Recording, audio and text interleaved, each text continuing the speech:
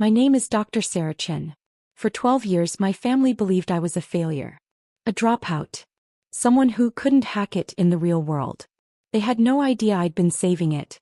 If you've ever been the family punchline, hit that like button and subscribe right now. You're not going to want to miss what happened next. Growing up in Chicago's suburbs, family hierarchy was clear. Jennifer was the star. Straight A's without trying, varsity volleyball captain, homecoming queen. She married Ryan Mitchell, a corporate lawyer, at 24. They had 2 perfect children and a perfect house in a perfect suburb. I was the weird one. The kid who brought library books to family barbecues. The teenager who spent lunch periods in the computer lab instead of the cafeteria. The daughter who asked too many questions and never quite fit. Sarah's brilliant, Dad would say, but she lacks common sense. Book smart, not street smart. Mom's version was gentler. Sarah just sees the world differently. She's special. The word families use when they mean difficult. I got into MIT at 17. Full scholarship. Computer science and bioengineering double major. My family came to orientation, took photos in front of the Great Dome, and Dad pulled me aside. Don't waste this opportunity trying to prove something, he said. Just get your degree, get a good job at Google or Microsoft. Stable. Secure. I nodded. I already knew I wouldn't. At MIT I found my people. Professor Elena Rodriguez ran the computational biology lab, working on algorithms that could predict disease outbreaks. I joined her team freshman year, spending 70-hour weeks coding predictive models while my roommate went to parties. You're missing college, she'd say, concerned. I'm building something that matters, I'd reply. By junior year I'd co-authored 3 papers. By senior year I'd developed an algorithm that could predict viral mutation patterns with 76% accuracy, unheard of at the time. The CDC noticed. So did the WHO. Professor Rodriguez wanted me to stay for a PhD. My family wanted me to get a real job. Sarah got accepted to MIT's doctoral program, Mom announced at Thanksgiving. Pride in her voice finally. How much longer in school? Uncle Tom asked. You're already 21. 5, maybe 6 years, I said. The table went quiet. Jennifer exchanged looks with Ryan. 6 more years. Dad's fork paused midair. Sarah, you need to start your career. Jennifer was already working at your age. This is my career, Dad. Disease prediction algorithms could save millions of lives. That's wonderful, honey, Mom said in that tone that meant it wasn't wonderful. But you also need to think practically. Marriage, children, stability. Jennifer leaned in, voice syrupy. Sarah, you're so smart. But maybe it's time to join the real world? Ryan's firm is always looking for IT support. I could ask. I'm not doing IT support, I said quietly. I'm researching pandemic prevention. Pandemic prevention. Dad laughed, not unkindly. Sarah, when was the last major pandemic? These are fantasy scenarios. Get a job that pays real money now, not theoretical money someday. I stayed at MIT. Got my PhD in 4 years instead of 6, fueled by spite and coffee. Published 12 papers. Developed models that could predict disease spread patterns based on travel data, climate conditions, and genetic sequencing. I was 25, had a doctorate from MIT, and my family still introduced me as Sarah, she's still in school. After my PhD, I took a position at the CDC in Atlanta. Not glamorous, not lucrative. Government salary, shared apartment with 2 roommates, budget that didn't include fancy dinners or designer clothes. At Jennifer's housewarming party for their second home, a lake house, relatives cornered me. Still with the government? Linda asked. Don't they pay terribly? It's enough, I said. Jennifer's doing so well, she continued. Ryan just made partner. They're thinking about a vacation home in Tuscany. I smiled. That's great for them. What I didn't say, I was leading a team of 40 researchers.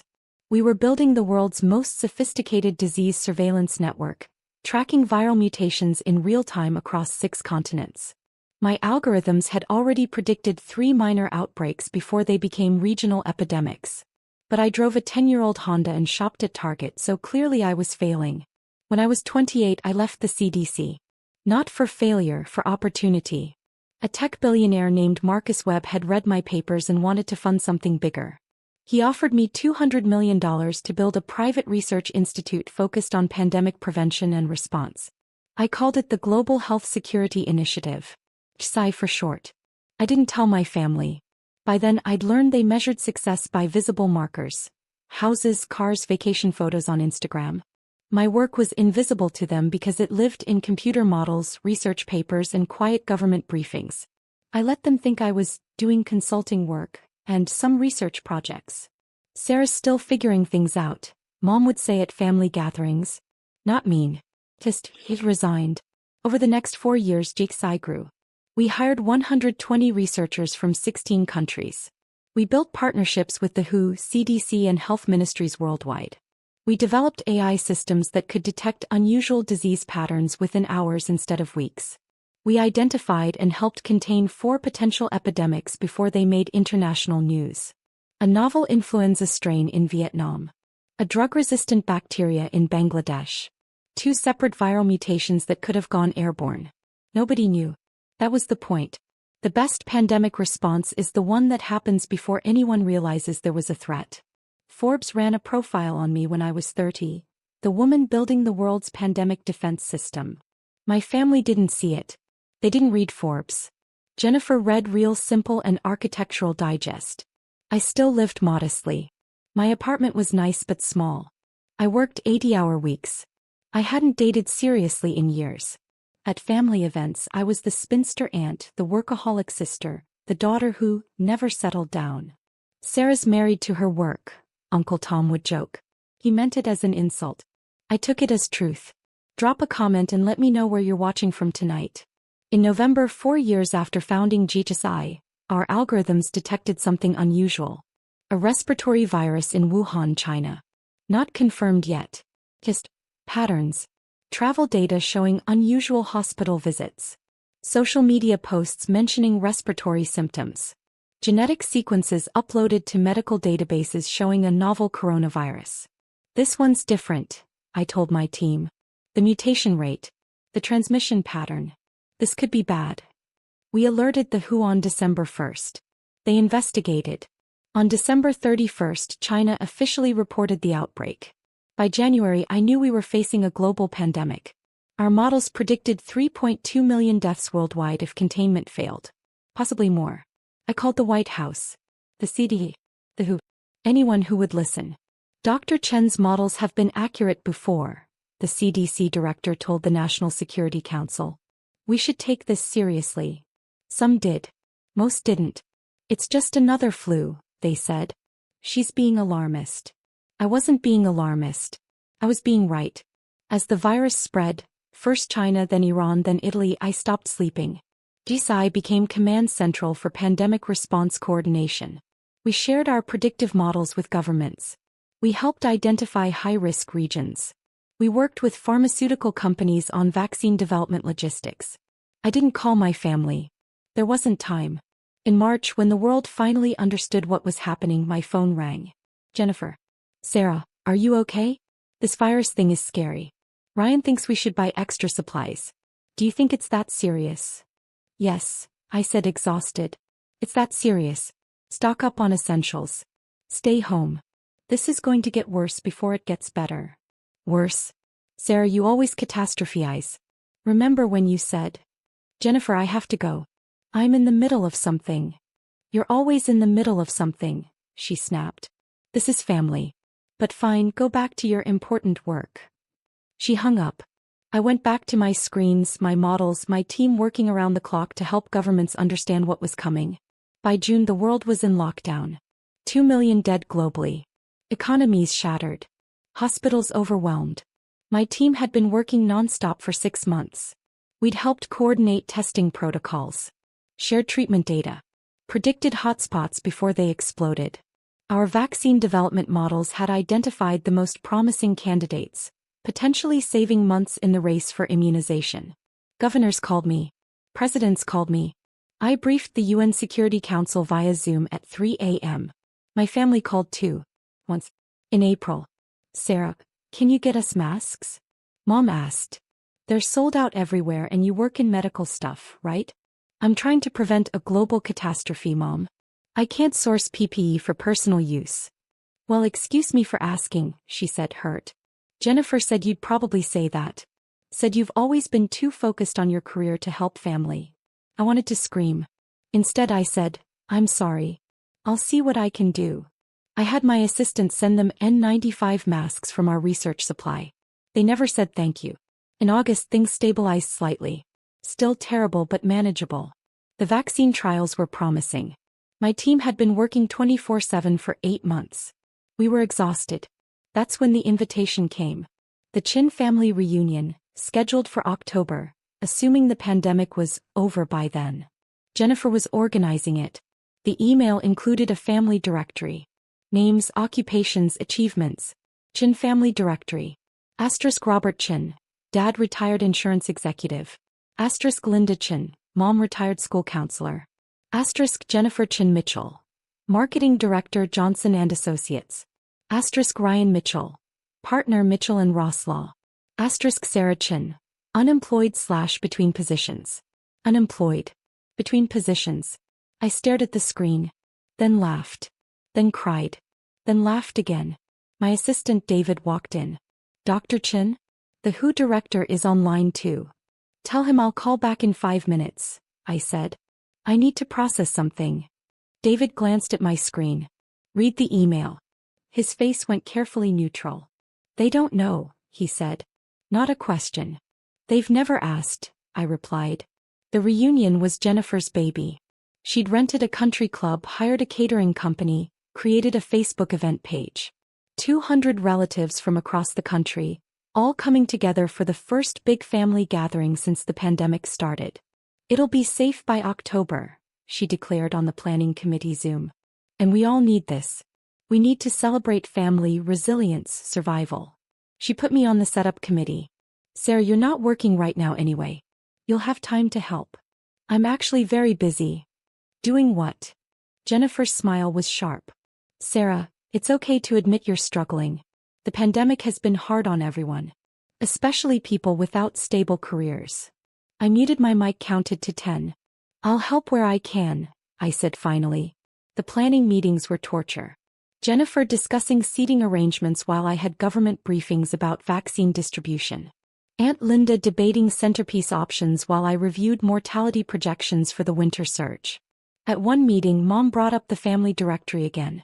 Sarah, honey, I put you down as between jobs because I didn't know what else to write. Are you doing any consulting work? Even part-time work we can list. The Zoom grid showed 25 relatives, all looking at me with sympathy. Poor Sarah. Can't catch a break. I'm working, I said carefully. Full-time. More than full-time actually. Oh, that's wonderful. Where? An organization focused on global health. Like a hospital? Aunt Mary asked hopefully. Something like that. Are they hiring? Cousin Brad jumped in. I got laid off in March. Could use a connection. Look into it, I said. Jennifer unmuted. Well, whatever it is, I'm sure it's keeping you busy. But Sarah, try to take care of yourself too. You look exhausted. I looked at my reflection in the Zoom window. Dark circles under my eyes. Hair pulled back in a messy bun. No makeup. Wearing a Jisai hoodie that had coffee stains. He was right. I looked like hell. I'll try, I said. What I didn't say. I looked like hell because I'd been awake for 36 hours straight coordinating vaccine trial data. Because my team had just helped identify a mutation that could affect vaccine efficacy.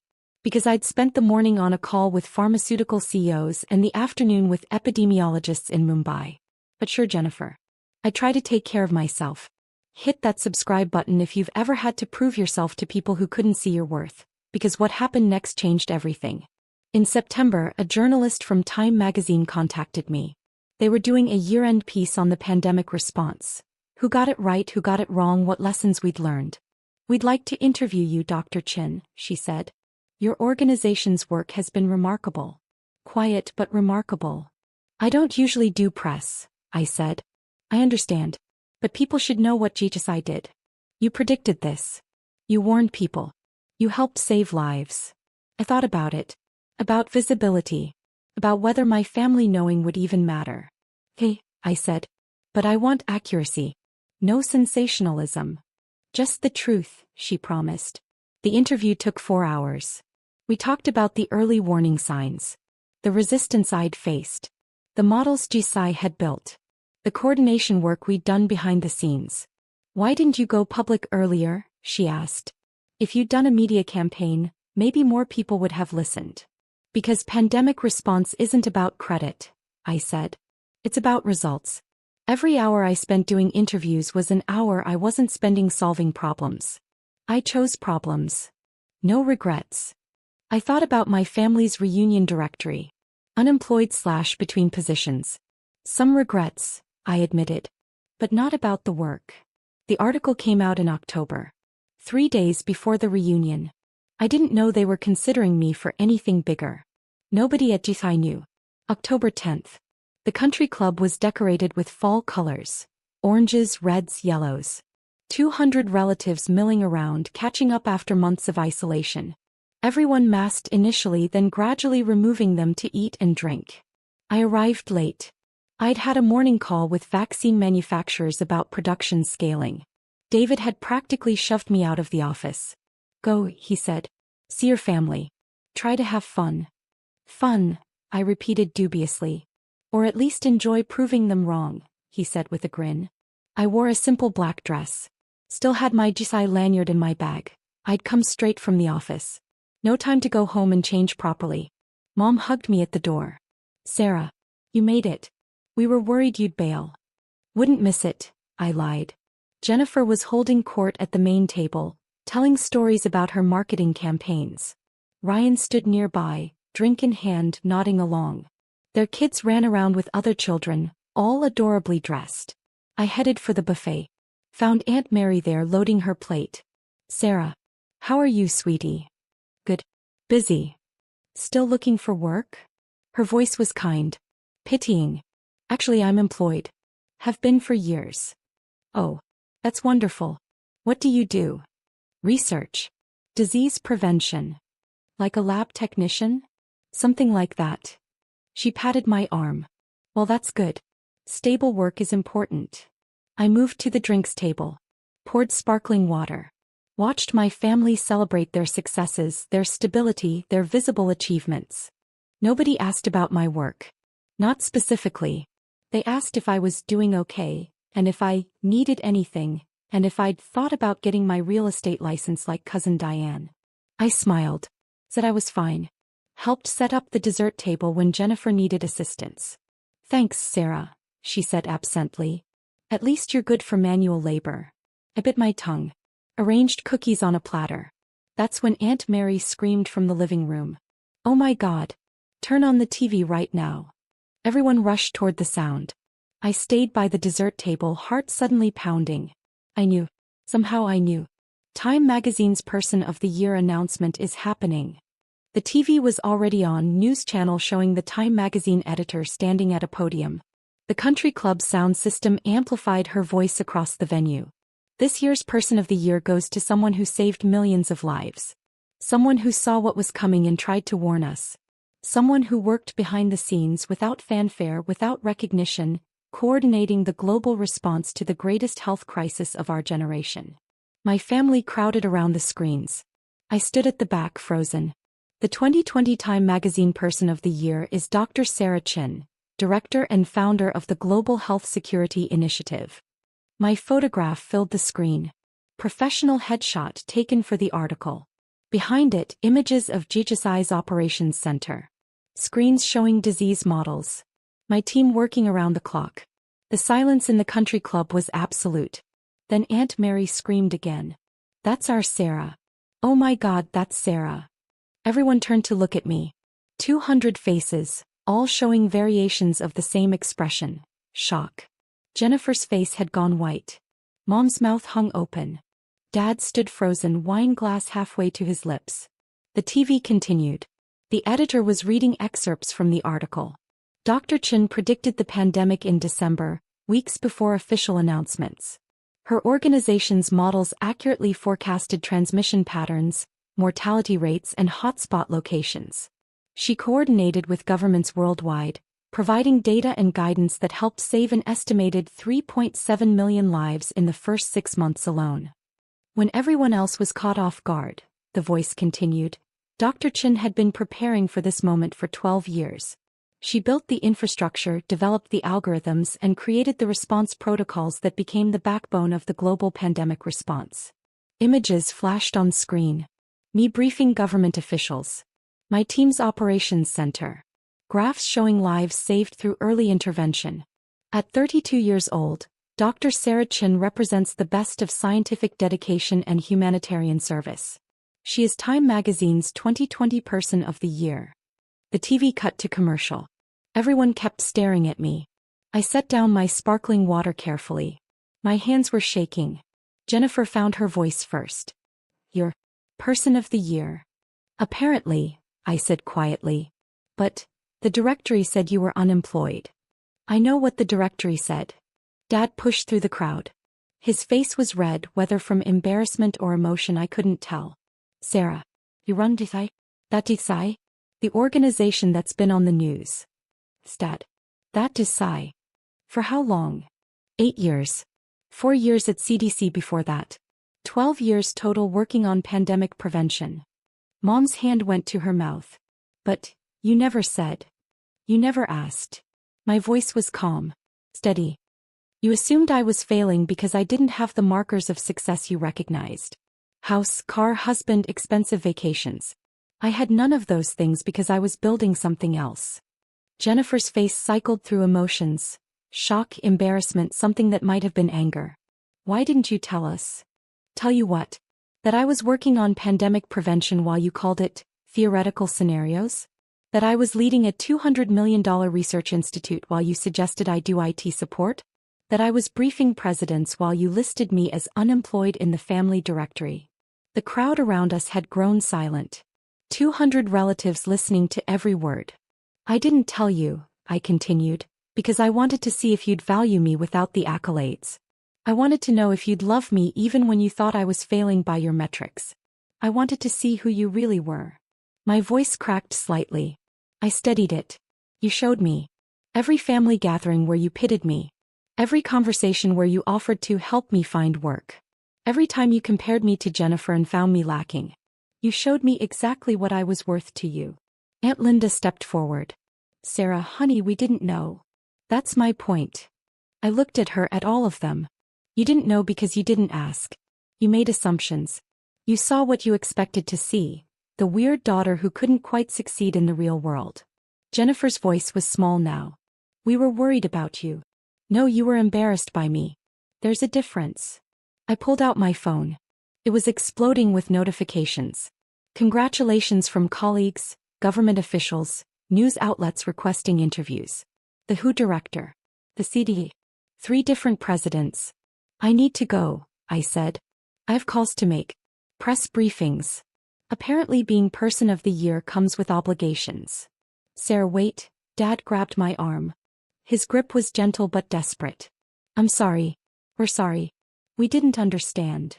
I looked at his hand on my arm. At his face, stricken, aging, full of regret. Dad, I spent 12 years trying to save the world from the exact pandemic that just killed 2 million people. And you thought I was unemployed. That's not a misunderstanding. That's a fundamental failure to see me. I pulled my arm back gently. I'm not angry. I'm just done. Done trying to prove I'm worthy of your attention. Done explaining my value to people who couldn't see it. Done being the family disappointment when I'm actually the family success story. You're not a disappointment, Mom said, tears streaming. You're amazing. You're a stranger, I finished. I'm a stranger to you. You know Jennifer's marketing campaigns but not my pandemic models. You know Ryan's law cases but not my research papers.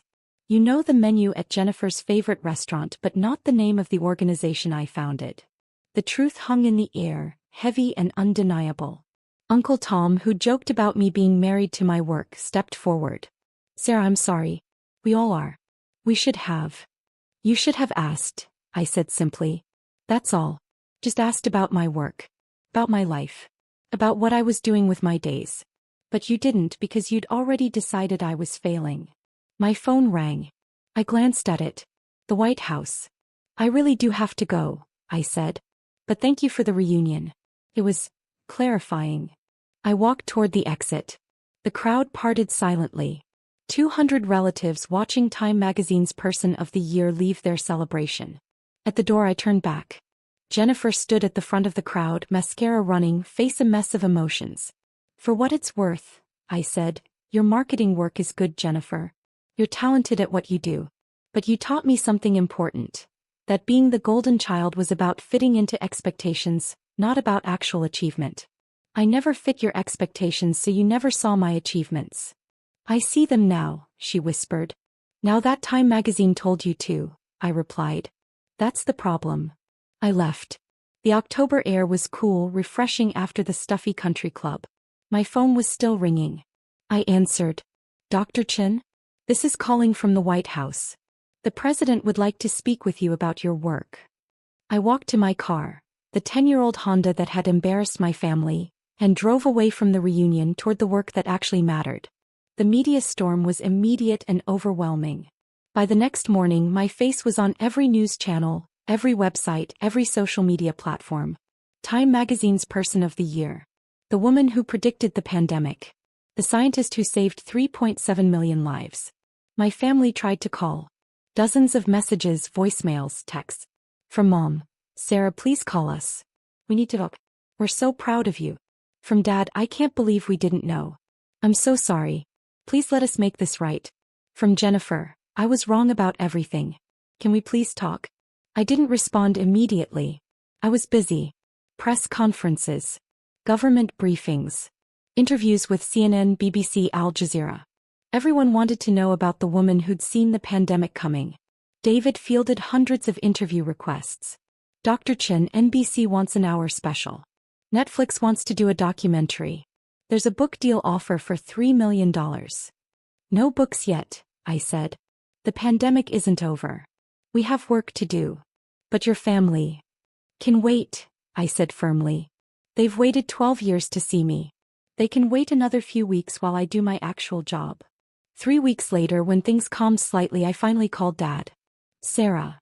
His voice cracked. Thank you for calling. We've been so worried. I've been busy, Dad. Saving lives.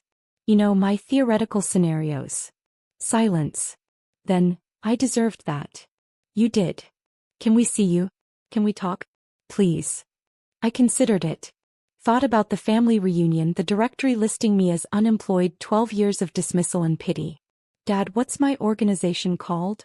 Say. The Global Health Security Initiative. What's my official title? Director and founder. How many lives did Time magazine say we saved? 3.7 million. His voice was quiet. Sarah, I know. No, Dad. You don't know. You know now because Time magazine told you. But you didn't know when it mattered. When I was building it, when I needed support, when I could have used family believing in me instead of pitying me. What can we do? He asked. How do we fix this?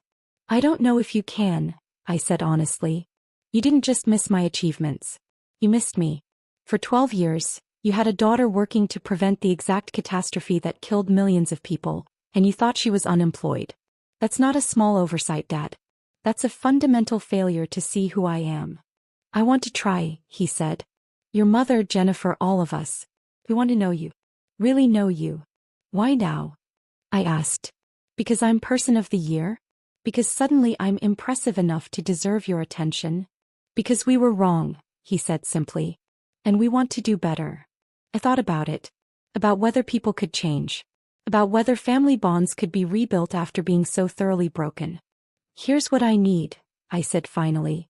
I need you to understand that my value doesn't come from Time magazine's recognition. It comes from the work itself. The lives saved. The models built. The research published. All of it was meaningful before the magazine cover and will be meaningful after. I understand. I need you to understand that I'm not coming back to be the family redemption story. I'm not the prodigal daughter returning to prove she's finally worthy. I was always worthy. You just couldn't see it. I understand, he said again, voice thick with emotion. And I need time. Years of dismissal don't heal overnight because of one magazine cover. Whatever you need, Dad said. Whatever time you need. We'll be here. Will you? I asked. If I don't win any more awards? If the media moves on? If I go back to being invisible in my lab, working on the next pandemic you can't see yet? Will you still be here? Yes, he said. I promise. Promises don't mean much, Dad. Paper beats promises every single time. Show me through actions, not words. I will, he said. We all will. We talked for another hour. I told him about GHSI, about the work, about what the next 5 years looked like. He listened, really listened, asking questions, taking notes, trying to understand. It was a start. Just a start. The vaccine rollout happened faster than anyone expected. By fall 2021, global vaccination rates hit 60%. The pandemic shifted from crisis to management. Life started resembling normal again. GSI continued growing. We expanded to 400 researchers across 30 countries. Our models now tracked not just pandemics but also antibiotic resistance, bioterrorism threats, and climate-related disease patterns. Our budget hit $800 million annually, mostly from government contracts and private philanthropy. I won more awards. The Nobel Prize in Medicine. The Presidential Medal of Freedom. UN Champion of Global Health. My office wall filled with plaques and certificates I barely looked at. My family tried. Really tried. Dad flew to Atlanta once a month to have dinner with me. He'd ask about my work, listen to explanations of algorithms and mutation patterns, try to understand. Sometimes he got it. Sometimes he didn't. But he tried. Mom joined my organization's board as a community liaison. She didn't understand the science, but she understood people. She helped us communicate complex health information to non-scientists. Found her own role in the work. Jennifer and I rebuilt our relationship slowly. Coffee once a month, then twice. Tentative conversations about her marketing work and my research. Learning to see each other as adults, not as golden child and scapegoat. I was jealous, she admitted once. Even when I thought you were failing, I was jealous. You were doing something that mattered. My work is good, but it's not saving lives good. Your work matters, I said. Different work matters in different ways. But you're Person of the Year. And you're a mother raising good humans, I replied. The world needs both. She smiled. It was real this time. The extended family took longer. Some never really got it. They congratulated me on the awards but still didn't understand the work. That was okay. I stopped needing their understanding. Aunt Mary surprisingly became one of my biggest supporters. She volunteered at GHSI's community outreach programs, helping distribute health information during subsequent COVID surges. I'm making up for calling you a lab technician, she said with a rueful smile. The reunion the following year was different. No directory listing occupations. No comparing achievements. Just family being family with all the mess and complication that entailed. When someone asked what I did, I said simply, I work in disease prevention. She's too modest, Dad jumped in. She runs the world's leading pandemic prevention organization. She's the reason millions of people survived COVID. I put my hand on his arm. Dad, it's okay. You don't have to prove anything. I'm not proving, he said. I'm just proud. Really proud. Those words, which I'd wanted so badly for 12 years, felt different now. Good but not essential. I'd learned to be proud of myself without needing external validation. Thanks, Dad, I said. And meant it. If you've ever had to cut off toxic family or rebuild relationships after years of hurt, tell me your story in the comments. What would you have done? Does any of this feel familiar? I still work 80-hour weeks. Still live modestly. Upgraded to a nicer apartment but still drive the Honda. Still put the work first because that's who I am. Time magazine's cover hangs in my office, not because I need the validation, but because it reminds me that invisible work eventually becomes visible to those who matter. My team jokes that I'm the most famous person nobody recognizes. I can walk through airports, grocery stores, restaurants without being noticed. Perfect for someone who hates attention. But the work speaks for itself. GSI's models have now predicted and helped contain 12 potential outbreaks. We're developing AI systems that can identify new pathogens within days of emergence. We're training the next generation of pandemic responders. When the next pandemic comes, and it will come, the world will be more prepared. Not because of my magazine cover, but because of systems built quietly over years by people who saw problems others couldn't. I'm Dr. Sarah Chin. I run an $800 million pandemic prevention organization. I was dismissed as unemployed by my own family while saving millions of lives. I'm Time Magazine's Person of the Year. But more importantly, I'm someone who learned that external validation, from family, from magazines, from anyone, is nice but not necessary. I learned that doing meaningful work is its own reward. That being underestimated is sometimes an advantage. That walking away from tables that don't value you isn't failure. It's freedom. My family sees me now. Finally. But I'd already learned to see myself. And that's the only recognition I truly needed.